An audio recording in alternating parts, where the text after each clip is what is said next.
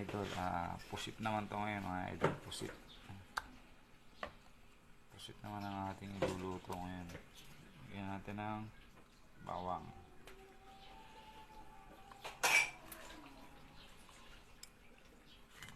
Mawala yung kanyang lansa.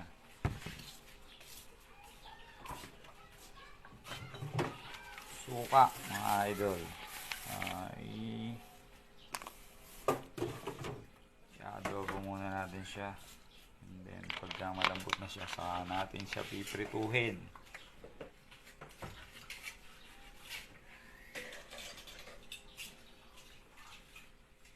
Ayan siya mga idol.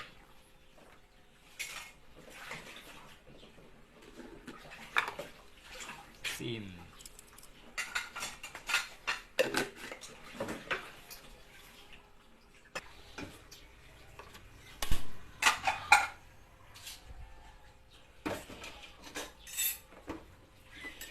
Saka natin siya tatakpan.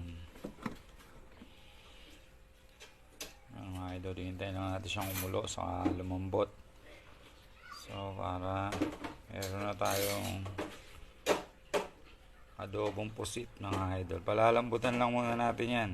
Tapos pag malambot na, saka natin ipiprito. So para palalambutan muna natin.